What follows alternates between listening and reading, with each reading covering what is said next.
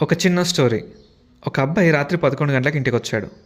వాళ్ళ నాన్న అడిగాడు, ఇంత ఆలస్యం ఎందుకైందిరా అని. అప్పుడు ఆ అబ్బాయి అంటాడు, నాన్న ఈరోజు స్కూల్లో స్పెషల్ క్లాస్ ఉంది అని అంటాడు.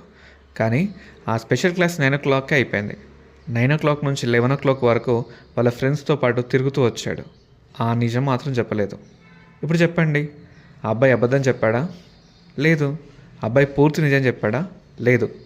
Welcome to the world of అర్ధ సత్యాలు, ఆఫ్ ట్రూత్స్. కొంచెం నిజం, కొంచెం అబద్ధం. మనలో చాలామంది పూర్తి నిజం చెప్పడానికి భయపడతాం, పూర్తి అబద్ధం చెప్పడం కూడా భయపడతాం. మనం కాపాడి నిజం చెప్పుకుంటాం, మిగతా నిజాన్ని దాచేస్తుంటాం. నేను అబద్ధం చెప్పలేదు కదా అని చాలా ధైర్యంగా తిరుగుతుంటాం, చాలా స్వేచ్ఛగా మనం ఉన్నాం అనుకుంటాం. కానీ నువ్వు నిజాన్ని దాచో చూడు, అది కూడా అబద్ధమే. ఒకసారి ఊహించుకోండి, ఒక కోర్టులో మీరు నిలబడ్డారు, ఒక కేసు వాదిస్తున్నారు. ఒక కుటుంబం, ఒక మనిషి జీవితం, ఒక తీర్పు నీకు తెలిసిన నిజం మీద ఆధారపడి ఉంది. అప్పుడు జడ్జి అడిగాడు, నీకు తెలిసిందంత చెప్పు బాబు అని అంటే నువ్వు సగం నిజం చెప్పావు, మిగతా సగం దాచేస్తావు. మళ్ళీ నీకెక్కడ ఇబ్బంది వస్తుందని చెప్పేసి.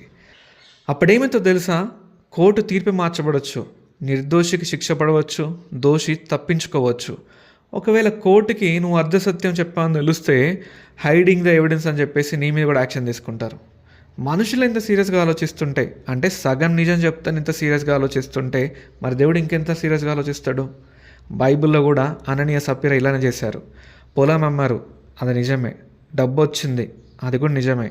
కానీ ఇంతకే అమ్మామని చూపించారు చూడు, అక్కడ అర్ధసత్యం కాస్త అబద్ధంగా మారిపోయింది. దేవుడు వాళ్ళ డబ్బును బట్టి తీర్పు తీర్చలే, వాళ్ళ వైఖరిని బట్టి, వాళ్ళ హృదయ ఆలోచన బట్టి దేవుడు తీర్పు తీర్చాడు. వాళ్ళు ఎంత కమ్మారో అది నిజం చెప్పేస్తే అయిపోయింది. మేము అమ్మాము, మాకు డబ్బులు వచ్చాయి, అదంతా నిజం చెప్పారు. కానీ మిగతా సగము అబద్ధం చెప్పారు.